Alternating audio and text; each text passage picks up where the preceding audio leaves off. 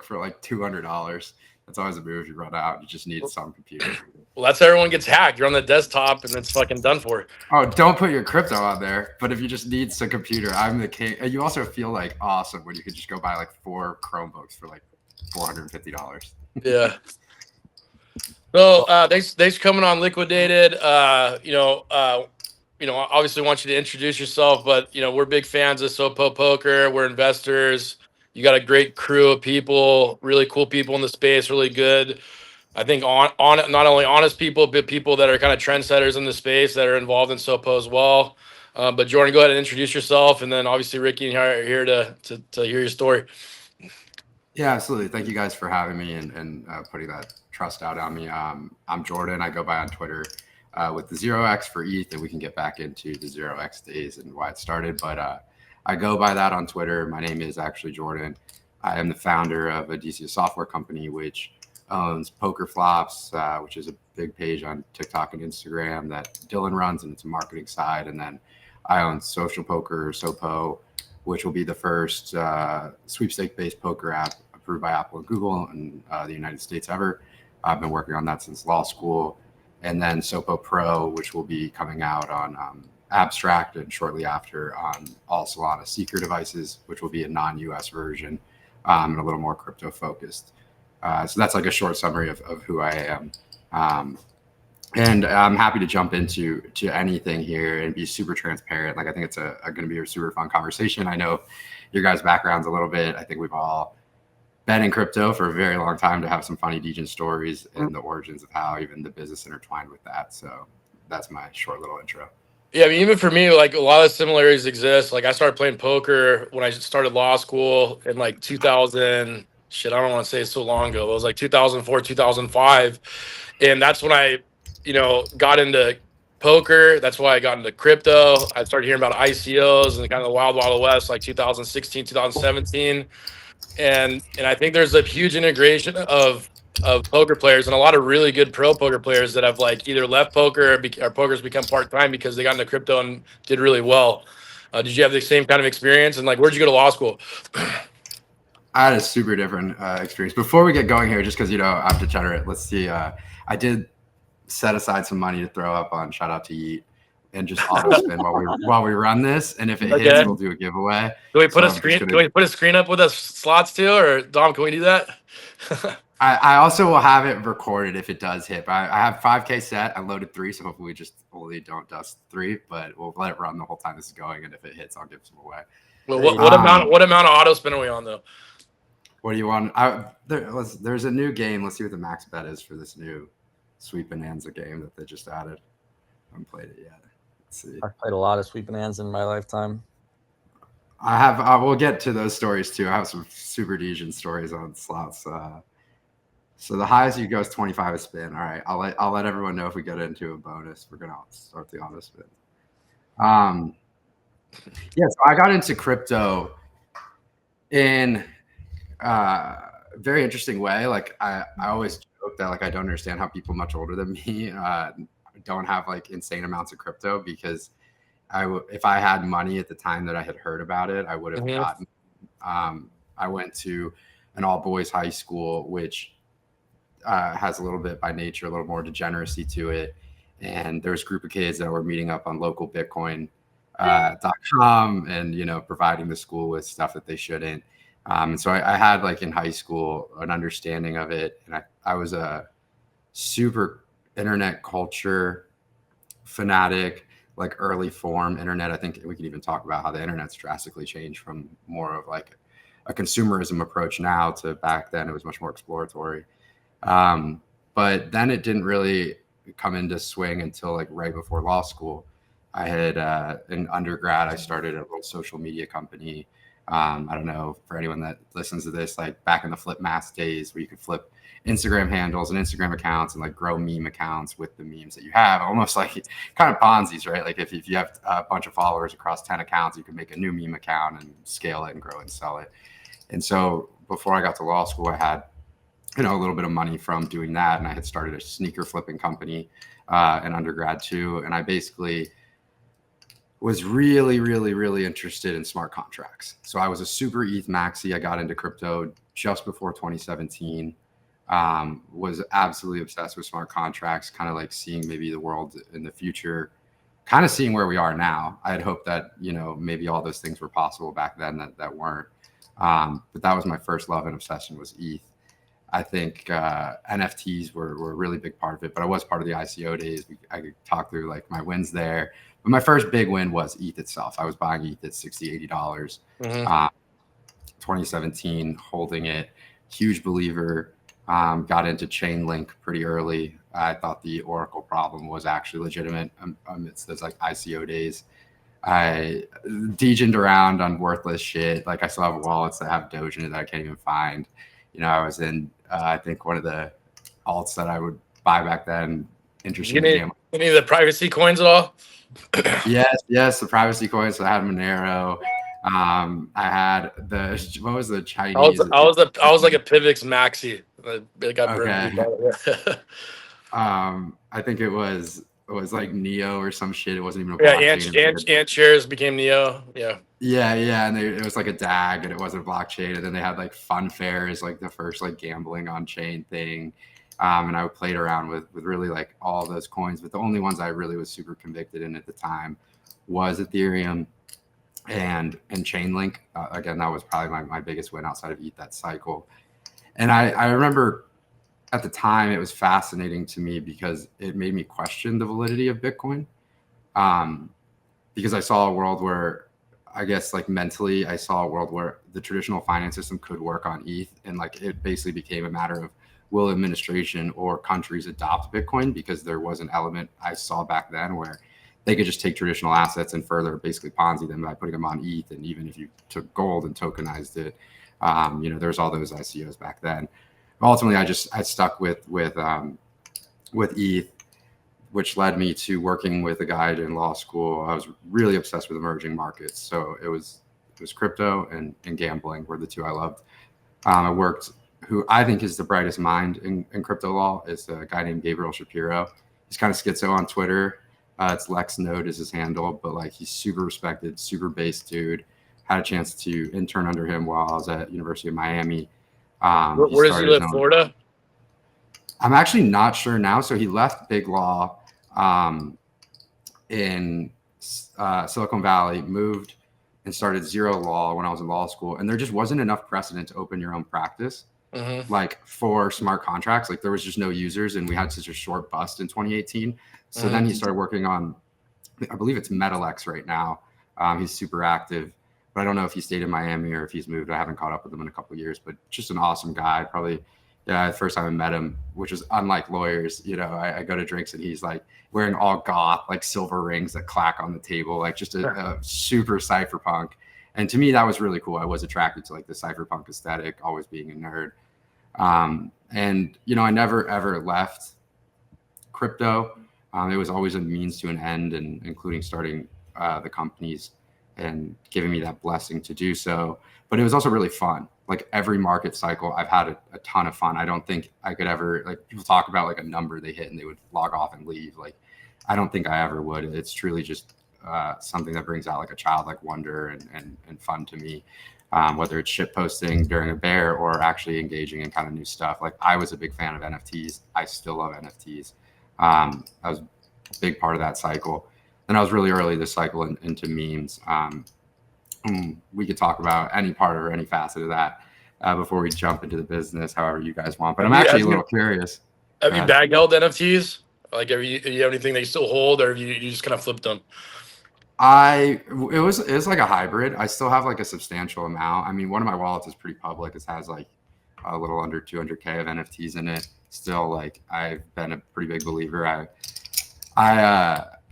There's NFT Fi, which allowed me to like not bag hold back in the day. I don't know how many people used it, but I actually learned about it from one of the dick butt whales. There's like a cool chat with the dick butts back in the day, but it allowed you to collateralize your NFTs. And since it was peer-to-peer with no, credit impact or anything, you basically it was, in my opinion, it was always intelligent to lend out your NFTs because they acted as a stop loss. So effectively you didn't have to pay back your loans. So I would just actually default. I was like one of the #1 wallets for borrowing size on NFT5 back in 2020. I have bag health stuff. I've been there since CryptoKitties. I still have a Gen 0 CryptoKitties. I was minting the shit out of them, having tons of fun. Phone Lord had a ton of those. Yeah, it was fun. And then I had a 16-week project at that I got chosen for. It was like a really respected one called Law Without Walls, where you get like a major company and you have to build out something that they request based on a topic for 16 weeks. And you're paired with 2 international students and then like 8 mentors from the company. So mine was HSBC, and we had to build a syndicated loan platform on chain for them.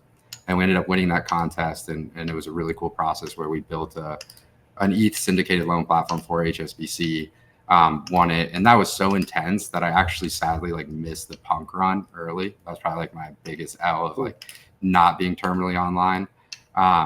But I was still early for the Bored Ape ecosystem and getting the airdrop, which was an incredible airdrop. I think I actually top sold Ape around like $22, $23, which was awesome at the time for me. And then the rest I actually never really I would flip. I remember flipping Franks. That was like the craziest little We love those. So fun. I literally like flipped a Frank in like an hour for like a used Honda Accord, and it was electric, and I loved that shit, and it was so fucking fun. We probably bought that, by the way. I still bought more. I actually bought like within the last year more of them. I was like, I think these things will eventually come back. They're just too funny. But at the time, I think there were a couple ETH. Now they're nothing. So I would flip things. I would hold things. It really completely depends. I'm a big fan of gen art. So I still hold a lot of Terraforms. I still hold a Squiggle. I have a lot of like Batstu pieces and Punk 6529 pieces and some Xcopy stuff. I don't really see a world where Ethereum, if you believe it scales into like a global computer, that there's not a cultural element behind it. And that is outside of just PFP identification. That's like a true, cultural artifact. I think art is an awesome thing visually to display in nice places, and also a great way on chain to collateralize. I was fascinated with NFTs because of the ability to tap into the liquidity value. I mean, that it still exists. You see all the loans going on with Gandhi. Arcade was a big one there for a little while. And I think if you have $100,000 NFT and you can tap into 60% of its liquidity in these kind of markets, like you can find a 2x and basically get your NFT for free. And so that to me was fascinating and showed me like this, as it gets more and more financialized, has a future. And even right now, I think we're seeing some cool stuff in NFTs outside of what people are talking about, like Gotcha, like the Crypto Collect people. I don't know if you've seen what they're doing with Pokemon cards, but it's really cool. It's almost like a better way for the Pokemon card market to work. USDC, you spin it, it's on chain, it shows you what's in the vending machine, and then you can instantly sell it back to them if you don't like what you pulled. And if you want to take a card that you have physically, you can just mail it to them and they put it on chain and you can sell it or trade it. And anytime that you get a card, you can within 2 to 3 business days burn the NFT and it ships to you. So I think like NFTs really have a really cool purpose. I'm just not sure. Is that the one where you buy the pack for like $2,500 and it gives you a card? Is that the one?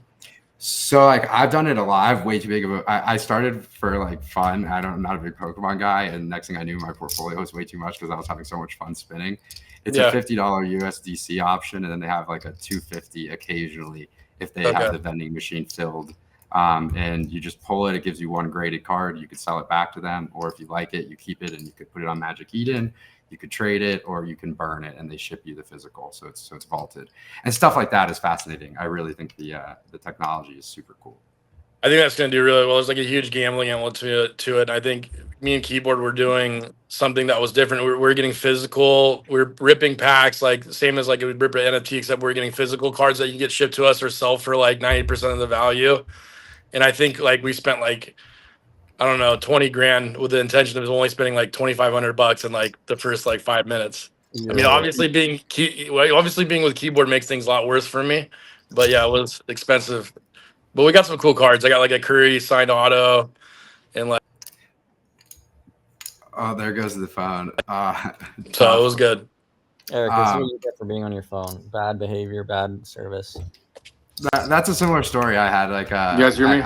Yeah, we can hear you. Yeah, I would take shitcoin profits every single time I took some money off the table, and then just chuck it into the little machine and see what I got. And next thing I know, I'm sitting at like a fucking $40,000-$50,000 Pokemon portfolio that I have no idea what I'm doing with, honestly. And so I don't. It's definitely something that you can start collecting really quick, and that's the fun and joy of NFTs. I think is it does bring this like personal element to it, which is also good for traders psychologically. You know, that's what you're going against. So yeah, I'm a huge fan of NFTs, and I do think they're going to make a comeback and be very lasting. And still a big believer in certain ones and artists. We lost Eric. He needs to go get the Chromebook, man. He could probably I don't know what he's doing. Gainsey that just like would or is it Size Chad that would just go puff them or whatever. Eric, that was probably Gainsey. That's the Gainsey cycle. Dude, the market's evaporating. This is kind of frustrating. It's interesting. Everything is super interesting right now. It honestly caught me a little bit off guard. I tried to vault most of the things that I kind of believe in and just sit on my hands here for the most part and not like overtrade.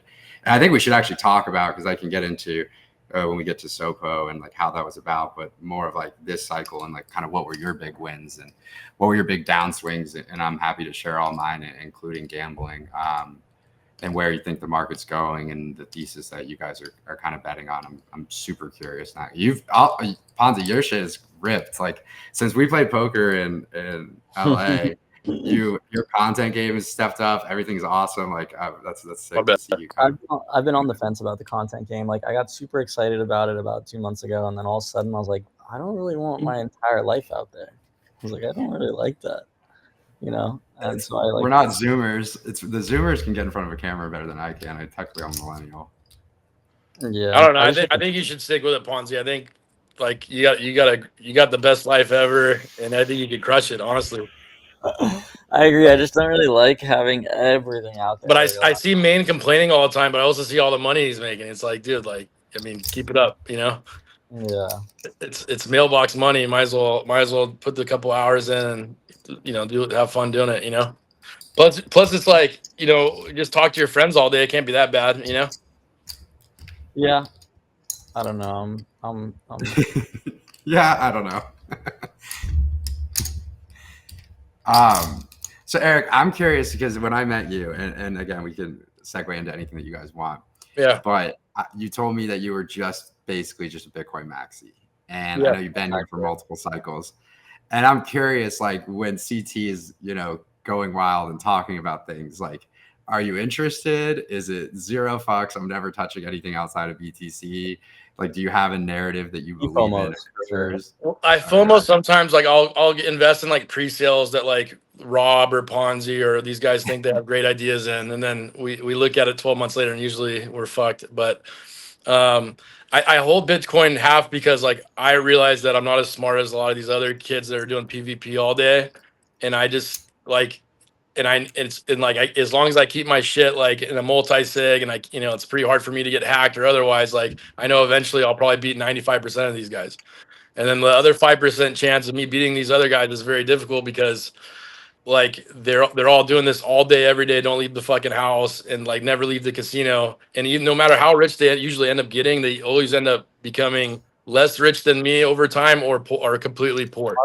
That is the definition of the efficient market hypothesis or the efficient market thesis, and Eric lives it to the best because he ends up outperforming all of us on a 5-year scale.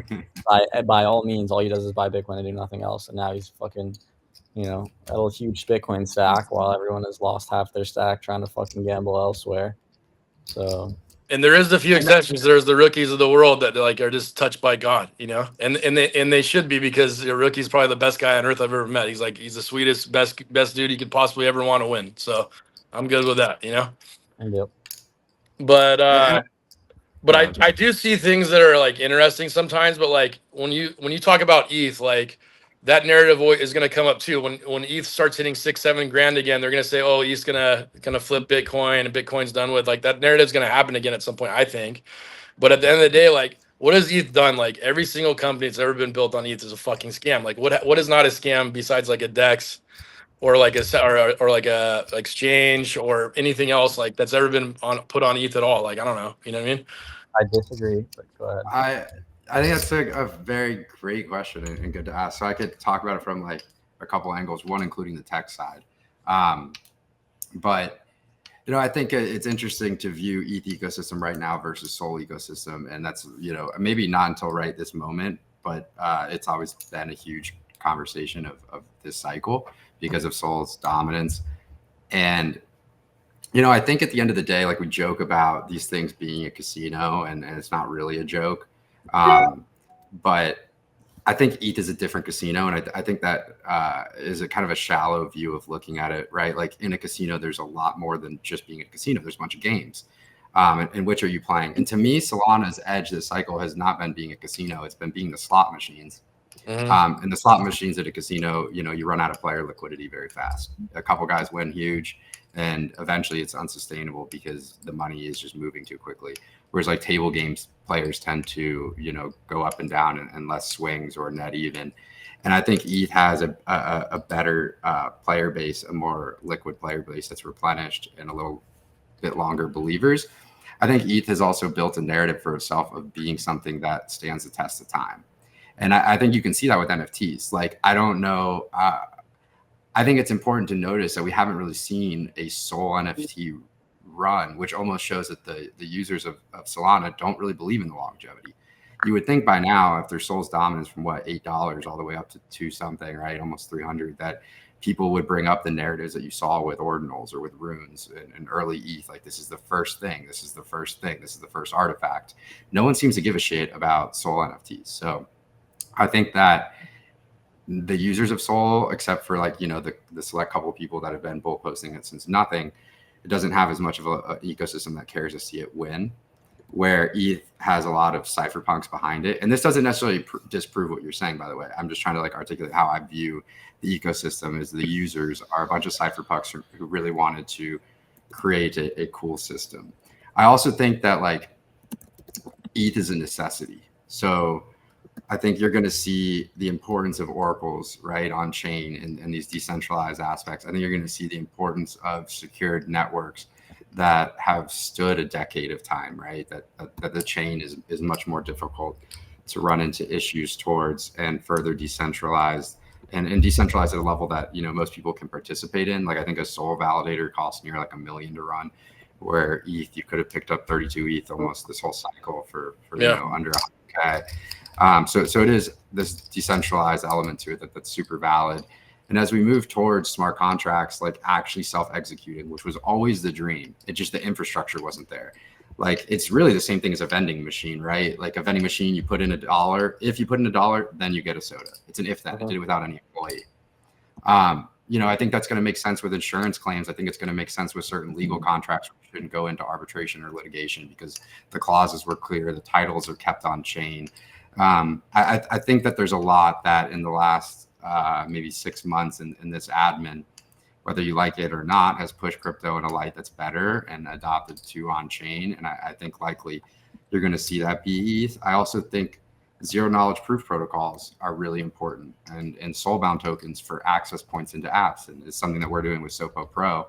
Because poker right now, there's the barrier to entry to being a bot if you want to play on Poker Bros or some of these other apps is, an Android device and a Gmail.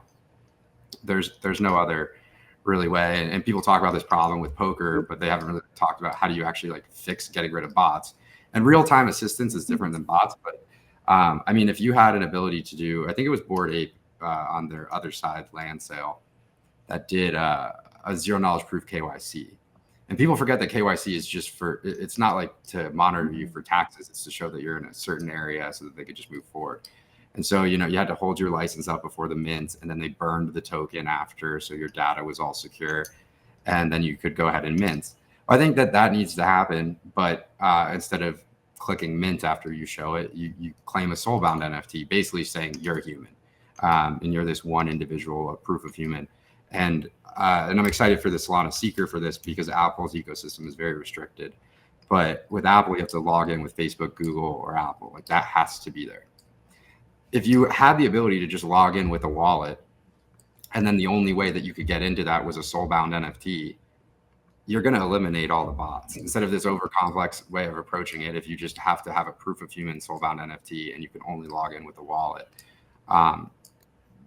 you could drastically fix a lot of the problems going on in some of these things with botting.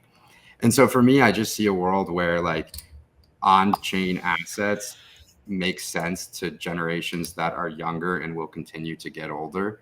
And an entire world of digital-based items does make complete sense. And if Ethereum can't ever fix its scaling entirely, it's fucked for sure. Like if this is the world we want to live in. But it's done a great job. And some of the L2s, even like Abstract, have done such a great job. The fees are very low.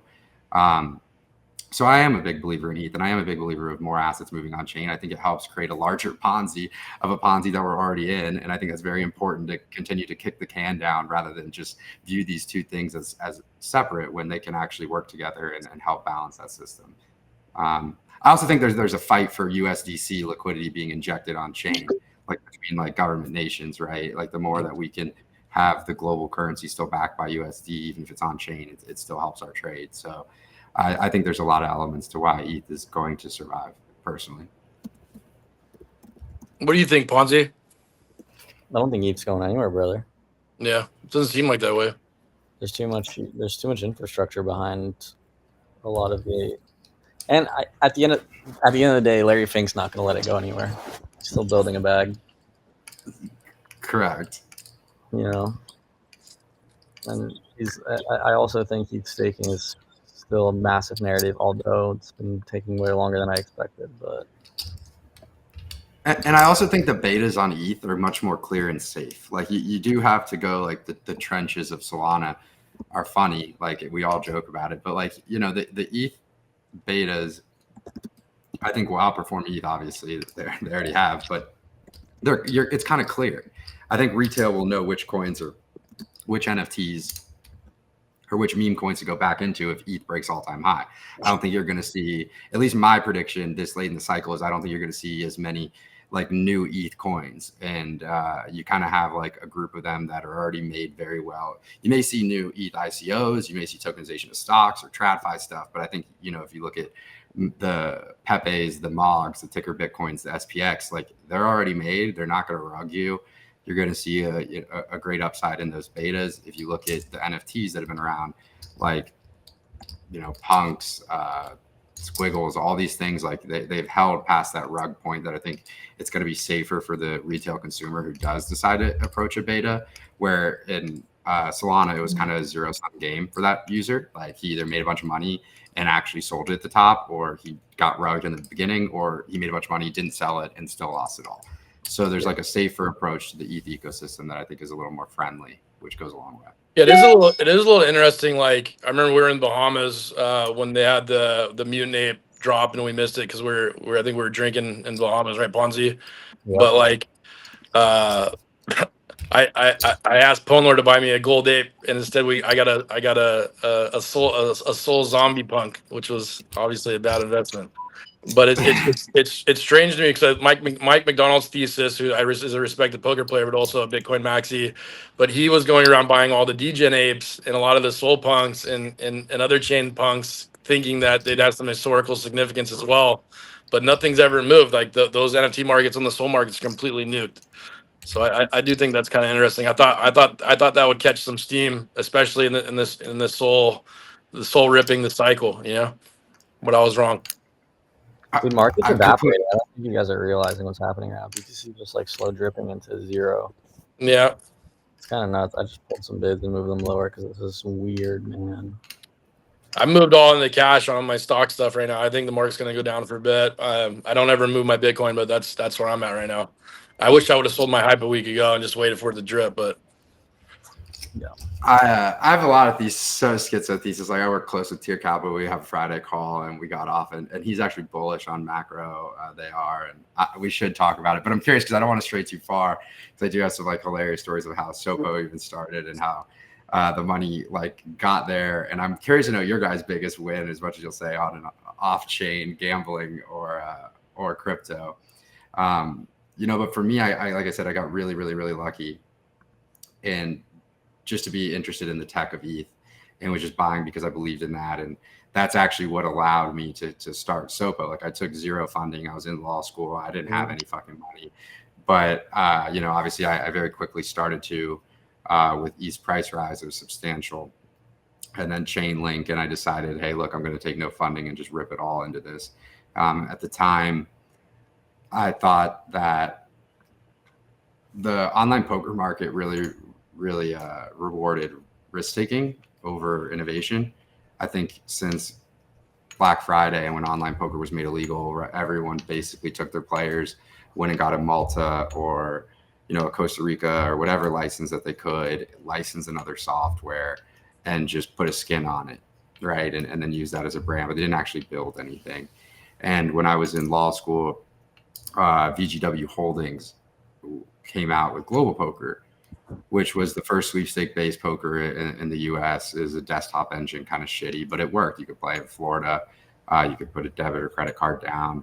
And I think they did 10 mil their first year. And then by the time I graduated, it was like 172 million just on poker in the US, which was really interesting to me. And this was at a time where like everyone was saying in the gambling industry that our generation wasn't playing poker. And this just fundamentally wasn't true, because everyone's playing on PP Poker, Poker Bros, Poker 2, these apps that no one's actually directly depositing. You're using some Telegram agent, right? So it's not coming up through the data. The same way they said that our generation wasn't playing slots. Yeah, you could go probably like on Kick right now, and like the top category is during a work day, during work hours, is probably like 50,000 people viewing other people watch slots. So like our generation did play slots again. It's just through crypto and stuff that the metrics don't follow. And so I was super fascinated, super fascinated in that. And the more that you dig, the more interesting it got. So in 2019, Apple made you have iOS native code to process real money. And all of these tech systems were legacy tech systems. They had no reason to innovate. They didn't. And if Apple changed that rule, then all the legacy systems aren't going to be able to come in. And I thought that mobile was very important for poker, because during that little mini COVID poker boom that we saw for like the youth, it showed that people are playing poker when they're not supposed to. Whether that's work, whether that's school, you can't pull up a desktop and start multi-tabling 10 tables, you know, while you have a day job or while you're in class, but you could play on your phone. And so for me, trying to figure out a way in which you know, this could be made legal in the US through Apple and Google was really important. And I thought there was like a clear trajectory to that. I also think that poker, like I always say, like does the best job of circle jerking itself into irrelevancy, just continuing to hire the same, you know, nothing against them, I like them, but like Daniel Negreanu and Phil Hellmuth over and over and over and over. It's like my friends who are degenerate gamblers and interested in poker have no fucking clue who those guys are. There's no brand to recognize. If you're just a sports bettor, you're like, I don't really fucking know who that is. And so I think they've done a terrible job of like making, you know, poker actually cool. And then when poker was made illegal, so the media rights were also all purchased, right? So Poker Go hides behind a paywall. And again, I would say the vast majority of my friends like share Netflix accounts. Like no one's happy to show, like you're happy to DJ, you know, fucking $1,000 worth of soul at a moment that you get a contract from a friend. But if you have to pay $15 a month, you're like upset over it. And it's this funny juxtaposition that's just like true. super. And it's like, so why can't you just bet on poker instead of hiding it behind a paywall, right? Like why can't, as basic as why can't you bet if the flop is coming red or black? There's other ways to take like the visual aspect and the entertainment engagement of poker and not hide behind a paywall to drive that revenue. So poker to me was like this super opportunity in the US. And I had kind of a one shot where I could say, okay, I'm going to take everything I made in crypto, which in hindsight, right, I should have been an Eric and just sat on all my ETH, and that would have probably been the better move of everything I could have done in life. But I was able to build this up and scale this out into what's now a 25 full-time employee situation. Will be the first to launch. And this is the first year of my life, our first cycle rather, I haven't been overly stressed because it's done, it's funded. Every other cycle, you know, I was having 40K development bills a month while in law school. And I'm just having to like trade my way through it. And that's actually why I stayed in every crypto cycle, was because there's so much asymmetric opportunity if you were just tapped in and like had an edge on internet culture. So NFTs was the first one. And then my biggest win and biggest fumble this site, probably all crypto, biggest win and biggest fumble was Pepe. Like for sure, that was like the craziest story ever. I got super lucky. A buddy called me. I used to talk to. I'm actually curious what you guys think of Charlotte Fang and Remelia's system. We'll get there in a second. But DGen, who's the guy behind Pepe, him and I used to talk about NFTs a lot because he's big in the Dick Buck community. We talk about like checks and terraforms and certain things like that. And good friends, trusted him, knew he was hungry. You know, during that period, I think it was Dead Bear. You had like Matt Fury NFTs going on. You had like Jack Butcher with Pepe. The meta was kind of Pepe. The meta was absolutely not shit coins, but there was like a Pepe lore. And then, you know, Pepe comes out. And my buddy, and I thank God for him every day, just called me. I remember like maybe a Friday or something, I was driving. He's like, I just saw DGen's tweet a Pepe contract in a comment section. It was 3 minutes old, and he fired $600, 300 each. We ended up with just under like 1/50th of the supply, so almost 2%. The worst fumble of my life, the best win of my life. Wow. Yeah, I think if I had just you know, gone into a coma for a little bit, that would have been incredible. I think I was like probably $100 million there. So that was a big one for me, and that's what got me really into all of the meta of the cycle early, like ticker Bitcoin guys, the MOG guys, like seeing really early. I think bear markets are so great because there's so little noise. And if you actually care and you're tapped in, it's super easy to figure out like where things are going and, you know, which people on CT or humans are like a node, like literally a node, and going to spread mimetically that even further. So I bet pretty hard this cycle on those coins early. I was super blessed and fortunate to kind of have that burden off my back where, you know, I didn't have to fund SOPO anymore, and I kind of got to just enjoy this. And I think that Remelia was a huge part of this crypto cycle. I really do. I know a lot of people feel a certain way about Milady or Doan or whatever, but I think it's probably the coolest thing. I always actually say this. I do. I think it's the third coolest thing I've discovered in crypto. For me, it was Bitcoin itself, then smart contracts, and then actually Remelia. I'm really impressed with the lore and the message behind it and the ethos. But what is the message behind it? Explain this to me. I think it's like one of those things that I can't just like kind of go down the road. So no, it's much more. It's much more. It's more of this like accelerationist view on tech, this pure free speech, but also with good intentions. It's very much like a organized chaos and like its own lore of itself. It's very difficult for me to like express that once. And there's very cool Charlotte Fang readings that I would suggest reading. I think isn't Charlotte Fang a dude that LARPs as a girl? Yeah, it's a dude. Everyone LARPs as a girl. There's like a Chinese Facebook where you just steal pictures from and post it. Like it's just to go back to posting. It's a lot of the old internet versus the new internet, kind of what I was alluding to. Like, you know, we were in that age where we did see a timeline that was chronological. Like we lived through the timeline shifting to being algorithmic based and feeding us what it thought we wanted to consume. Whereas like the early internet people, you know, we were on, you know, what was like the drug form? You had like Erowid, and you could like go read on like the effects. You had to like actively pursue the information you wanted to get. And it was really interesting where right now it's kind of just slop consumerism. And so the ethos of it was really like a focus on making their holders rich and controlling this on-chain ecosystem. And if you look at every major coin that was made this cycle early on in 2023, it came out of, you know, the Milady Remelia ecosystem, whether it was Pepe, Ticker Bitcoin, MOG. And again, it's very hard to put it out there, but reading into the lore of some of the writings is good. It's esoteric, but Charlotte Fang's a very good writer, a very good blogger. He has like 3 pieces that I would recommend, and I'm happy to send you off. It's about taking risk. Send those to me. Yeah, I will. And look, I think they get a lot of hate, right? Because people just say shit that they shouldn't say. But like if you logged into a Call of Duty lobby back in the day, like you heard awful words because, you know, you were told you can't say this word, and you close the door, you have no parents around, and you just start screaming bad words only because you were told not to, and then you get the freedom to do so. And so like I think online represents a lot of that, and free speech is one of those things that should be an absolute, which means it comes with bad. Like that's just nature. Like you can't, if you begin to try to control the bad, then you've broken that free speech element. And I think the answer to the bad is just more and more open discourse. Like discourse pretty much fixes everything. Instead of telling people you can't talk about that, platform them. That's the opposite of what people do. But my thing was to give them a platform and have someone smarter on the other side argue with them, and then let the public come to their own consensus. Because like humans are really good at coming to consensus socially.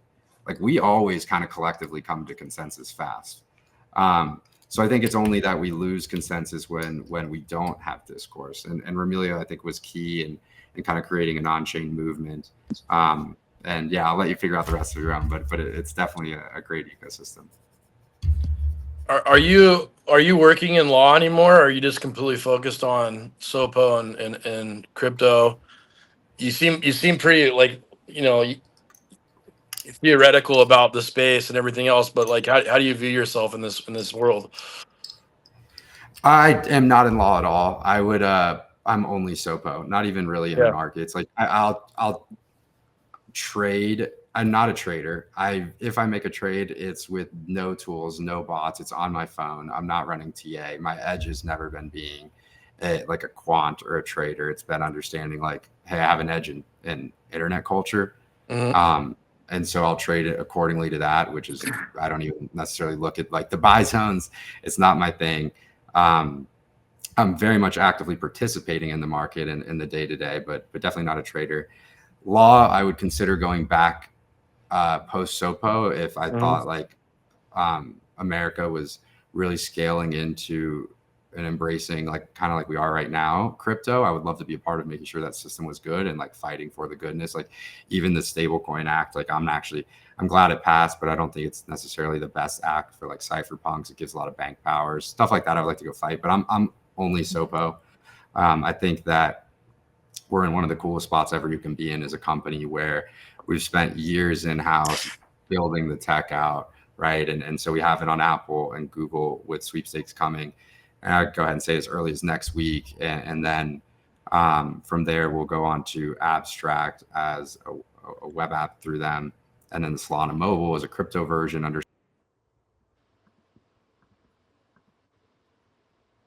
Hello? Hello? Can you hear me, Eric? Yeah, I can hear you. I think just froze out for a second. Jordan died? I'm not sure. Yeah, it looks like he died for a second. Just a heads up, I gotta leave here in 5 minutes. Oh, good. What are you up to? There he is. Nope, still frozen. Yeah. When are you bailing? I gotta leave at 3:45 on the dot. All right, when are you going back home though? Not for a while. Yeah. Not for a few more days, yeah. Not for a few more days. Market turned into a scam in minutes. Are we fucked? What's Bitcoin at right now? 113. That's not great. When are you gonna start buying? 111, 110? I just fired my first order, but I'm not comfortable, and I'm bidding down to 108. Just Bitcoin or Sol? Just Bitcoin, nothing else. ETH I'll buy at like 3,300. If Bitcoin gets down to like 100, I'll like refire all my shit into IBIT. Yeah, that's a good spot for sure. But I mean, Yeah. I don't think it goes that low, dude. I mean, if it seems like it's gonna go, it might go sub 110. Oh, that would be so bad. That would be really bad, honestly.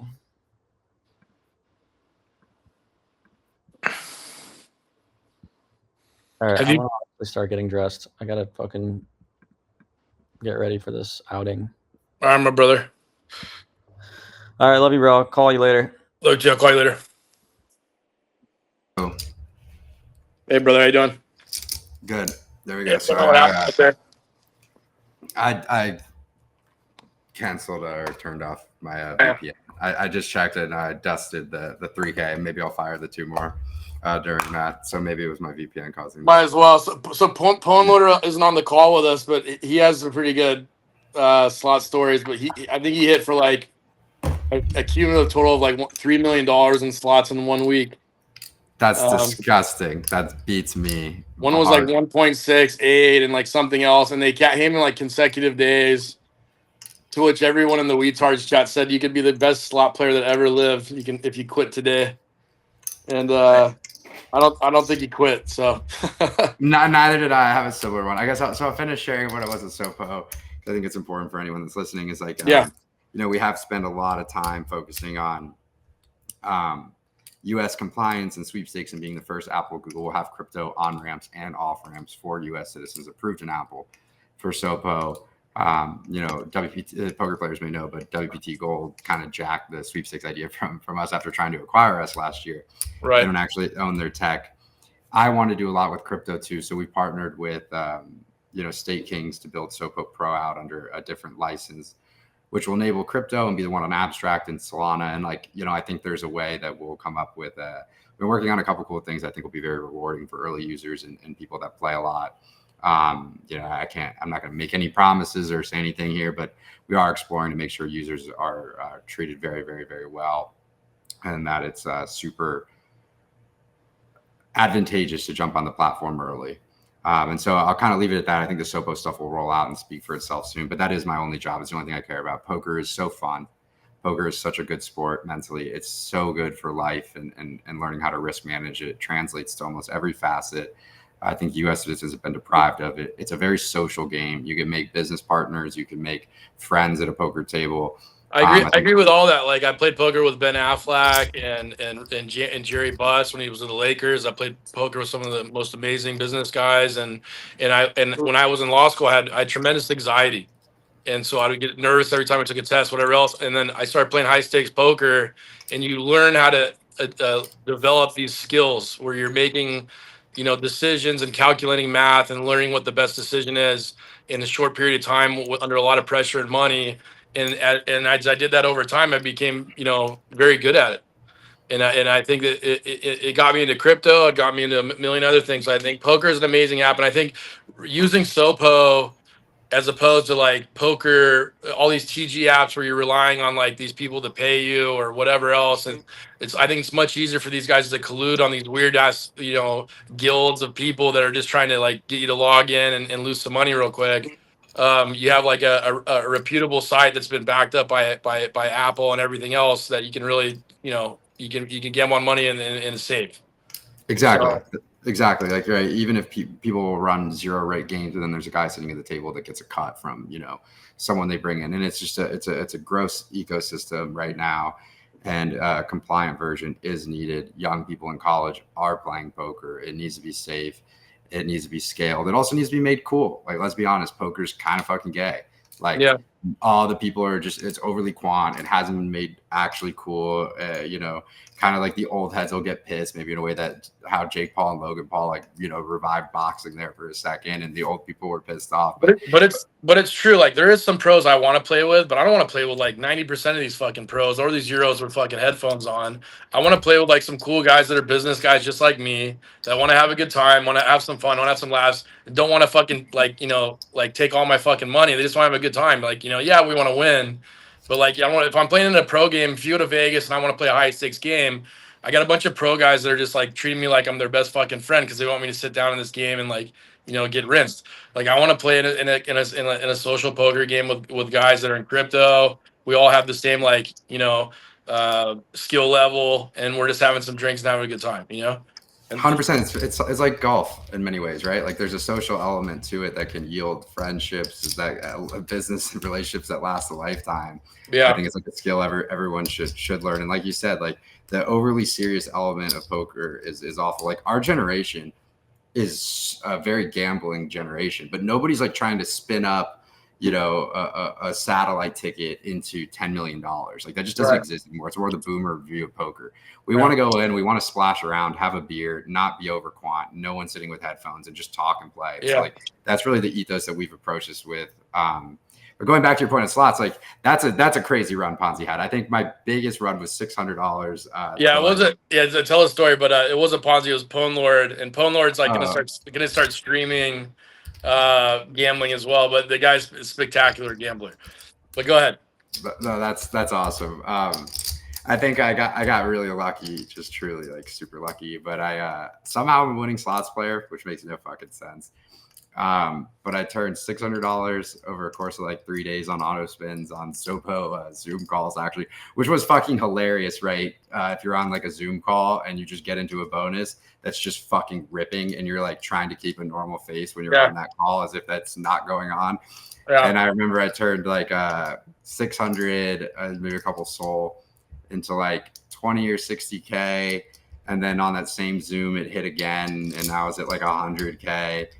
And then I hit the next day, I was having a major surgery on my wrist and I was just like bored and the doctor forgot I had it sitting there. Fired it up, got it to like 150, 200K on another bonus. So I'm already like, this is crazy. And I called my younger brother because I wanted to give him some crypto at the time, just in celebration. And I max spun, I think at the time it was Retardio Casino. I think it's like $50 spins on what is the Huff and Puff derivative, the whatever Huff and Puff derivative, and it actually did hit $1,000. So then it was that hit for, so I think it was like total in a course of like 72 hours, 600 got spun up to like 400K. Probably gave like at least a quarter of that back, and then have since moved my volume to Yeet. I really like the Yeet guys. I cannot speak highly enough of Ben, of KBM. I don't know Mando personally, but I mean, everything that the team does is great. I think that it is hands down the best crypto casino right now online. The UI is perfect. The team actually gives a fuck about the users and the players. And as someone who just gambles for the enjoyment of it, it's definitely been, you know, the most enjoyable. I've had issues with Rollbit before. I've had issues with almost all of them. Rollbit kicked me off. I was 1,000x long Doge for $20 bullets that I got like 4 of them to stick. That got up to 25K per bullet at like 12 cents. They're worth 25K per bullet on 1,000x, and they tried to KYC my account and they locked it, and it took me a whole war for them just to close the position to get my money back. They were trying to not give it back at all. Wow. When the positions were open. So I think that Yeet is backed by just like really honest, good people. I've had a chance to work with them closely. You know, I think we'll end up continuing to find ways to work with each other at scale through SOPO. We have partnerships with them right now, but I really would like to platform and triumph those guys as awesome, because I think the space is so filled with just you're saying people want to rinse you when you play poker. Like, crypto and gambling might be the 2 most grifty, scammy spaces to be in. So when you meet a group of people that are just genuine, I think that is enough to build relationships a long way. And I think they have the best product. I agree. Like, you know, when you have, and just to sidetrack a little bit, but like I've learned a lot from investing. I've done a lot of angel investing, VC investing, crypto investing. And like now, like one things I've learned 100% is like, if I want to find a founder, like in say for Yeet or like Keyboard and Mando, some of the smartest guys I've ever met in my life, but like I have to trust them. They have to be passionate about what they want to do. Like Keyboard loves games, Ben Lamb loves games. Mando's like a turbo genius. You know, you're super passionate about poker. You're a lawyer. You're analytical, theoretical about the space, passionate about the space. Like just the same conviction I have in Bitcoin, you have in Ethereum. And when you have all these mixtures of things combined with the fact that you're investing your own money into that company, like if anyone's out there is investing in a company, if that founder doesn't have like at least 20% of or more of his net worth in that company, then you should not invest in that company. And so 100%. 100%. Like the grind days of you putting all of your net worth into your own company is the important part, in my opinion. Yeah. Like, you should, as a founder, you should cry some nights in despair. You should question if you're fucking insane. Yeah. You know, the risk should be full risk on if you want to go do that, or otherwise you're just playing with VC money. You know, people even celebrate raises or celebrate all these things that actually aren't success. And I don't think they should ever celebrate that. Like I when someone celebrates a raise, I think that's just fucking bullshit. Like, it's so bearish. It's so fucking bearish. It's so bearish on the thing. Like, and I'm unfortunately, because I've been around crypto so long, I know so many people are scammers that raise money and do these things. And like, and the thing that sucks is like everyone such a short memory in crypto. No one burns these people for it. But there are some good companies out there and people that are building and how the incentives are aligned with their personal net worth and your investment. They usually go do a lot better. And I think, like, especially in 2017, 2020, right, you had that layer above founders where you had a bunch of VCs who were like, hey, we could take a semi dumbass founder, their company's $5 or $10 million, 3, 5, 10. We could buy it and we have the network to tokenize it, right? And back in the day, you could tokenize fucking anything in the ICO run. And the founder's still the face of it. And he has no idea that basically they're just exiting his company through like whatever they run to tokenize it. So that's why we've been around. Like the infrastructure was everything to me. Owning the tech was everything to me. Building a real business of revenue was everything to me. We've had the fun fairs. We've had the coin pokers. You can exit all the time by just dropping a token and it goes to zero. And I don't like that at all. I think there are sustainable methods to do a token. I think if you look at poker, it's very similar to trading in the way that revenue is generated, right? So Hyperliquid generates revenue from volume. That's as long as there's volume, they're making money. And as long as there's player liquidity and volume in poker, you're raking and making money. And so there's ways to avoid these stupid governance tokens and all these nonsense and just cut through that, especially maybe in this admin where you could view poker very similarly to the way Hyperliquid has and create tokens that have a reflexive aspect similar to if they were equity because the team handles them with. Well, they do that, and they do that live poker too. Like if you play the bike, or I don't know if they're doing this anymore, but the bicycle casino, if you logged in over 40 hours, they'd pay you a certain amount of money per hour, and they'd give you free food. So like if you do that, I don't know what you're doing with your platform, but if there's similar things like that, I mean, then it incentivizes everyone. Everyone has a little bit of equity in the business, you know? Correct. I think we have something really cool for SOPO Pro plan. And I think it'll be very rewarding for early users. And I think it'll be, everyone likes to joke about being like, you know, the Hyperliquid of airdrop. But I think if you break down the mechanics of why Hyperliquid was able to be successful, it's because they're able to draw that volume, which draws those fees, which then go into the buyback burns. And they gave a very, very fair allocation spread to their early users. I actually I think one of the best airdrops, and will only continue to get better, was Luca. I mean, Luca crushed the Pengu airdrop and giving it at a huge disbursement. And I think everyone's initial, which people don't talk about enough, in my opinion, because everyone thought at the beginning that was going to be just like this thing for pudgy holders. Yeah. And it's not. That's so clear now. And no one is really giving the flowers of how difficult that was to have an actual token scale past the NFT holders that reached a low and rebounded back to an all-time high and has brought in new people. And so giving like a huge airdrop, like unless you're here to grift, you should be able to reward users that are early. It's very doable. And if there's a business behind it that drives revenue, then a buyback burn at a super high degree makes a lot of sense. Again, you have to have a revenue driver. And a lot of them don't. That's part of the problem. They have no revenue drivers. They just grift off of a token, and then you have endless unlocks. But if there's a real business and a token behind it, I think it can make sense. So like we're really excited for what we're going to do here with the SOPO Pro version, not just the US version.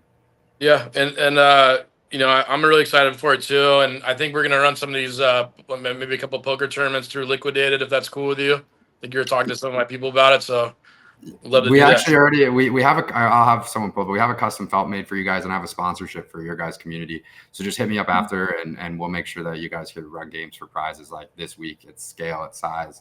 You know, maybe with that other 2K on Yeet when I could throw more power on my computer, I'll get it back up and hit something that I could hopefully give away further to you guys. But props to what you guys are doing. I think that crypto media is like the most important thing for scaling that's like not cringy. And we have lived through so much cringy bullshit media. I think Thread Guy was awesome. So I know like and Razmir. I fuck with Razmir. I don't know him that well. I met him once or twice, but those guys are actually making content that's cool and funny. And I know Thread Guy got wrapped up in a lot of stuff, but he had back in the day, he had a pimp coat mutant.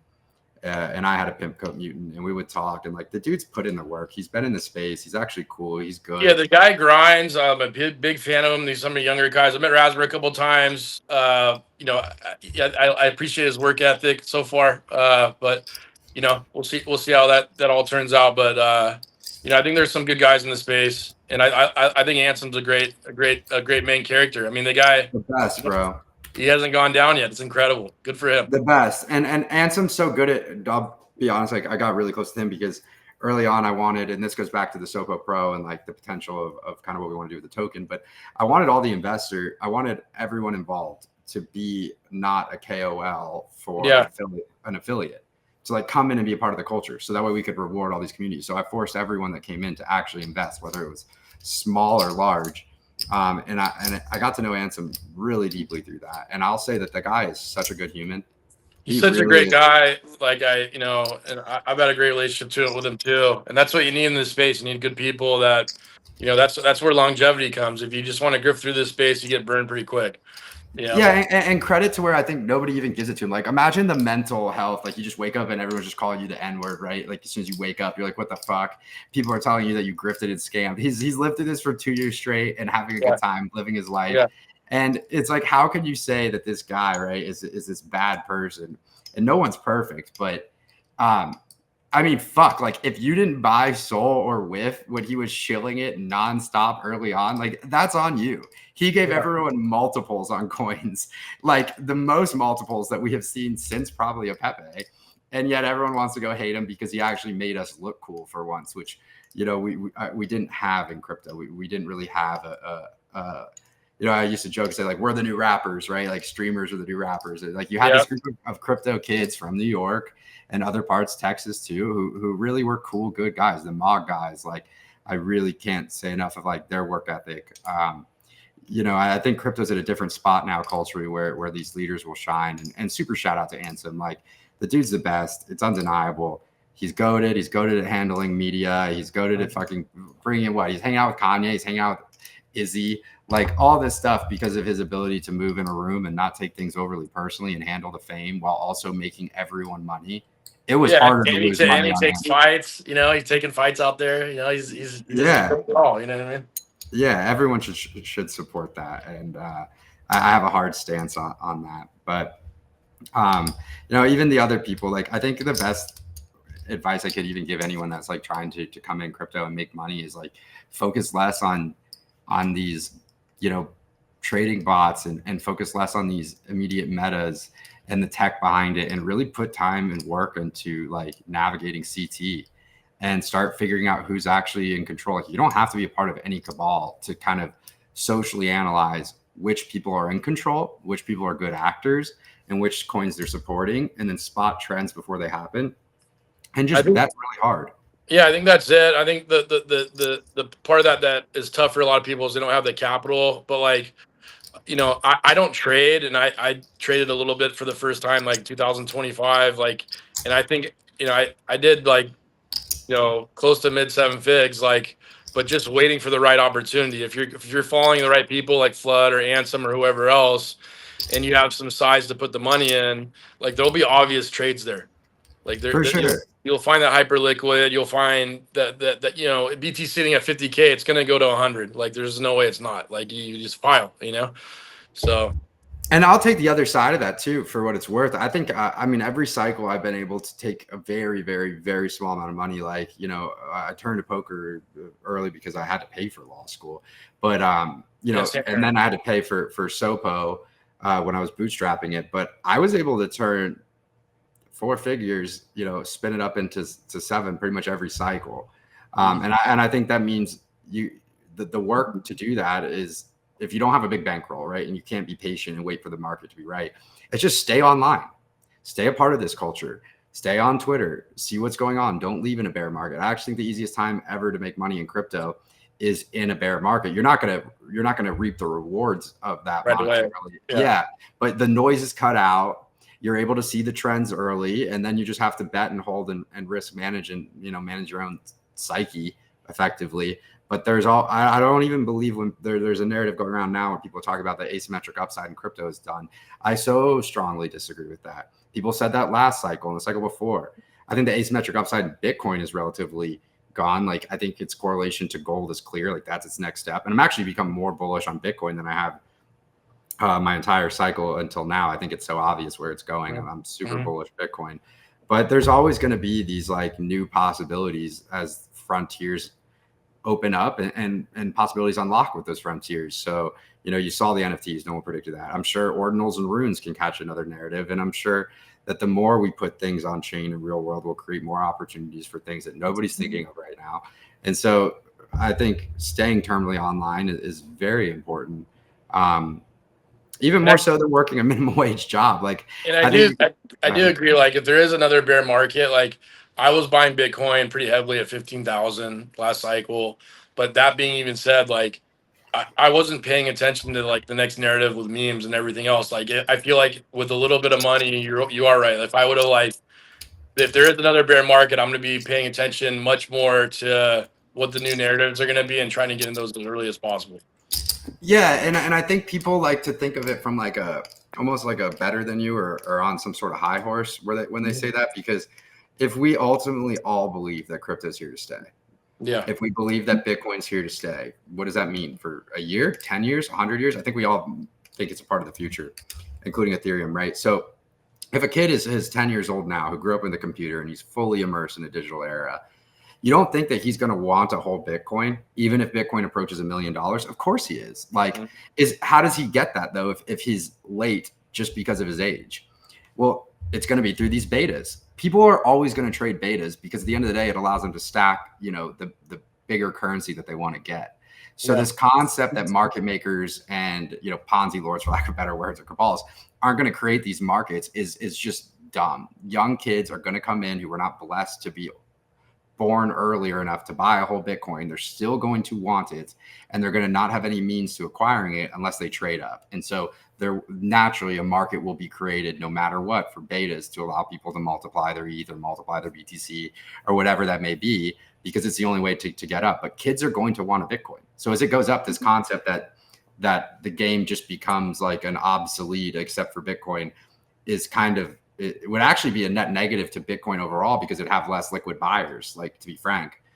So I think these internet markets are actually like really important and really good. And there will always be some upside, because I could say if I was 12 years old right now and fully immersed online, this would all make sense to me. I played Fortnite. I understand the idea, right? Like whether it's RuneScape, World of Warcraft, whatever, like kids get digital items. That makes total sense to them. So if you put it on chain and give markets to it, kids will start hustling and finding ways to flip up to a BTC. So betas aren't going away.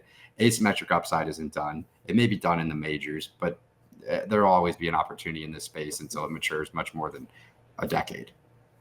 Yeah, I think prediction markets are going to be pretty interesting too over the next few years. I'm like so in the middle on prediction markets. I have like different takes.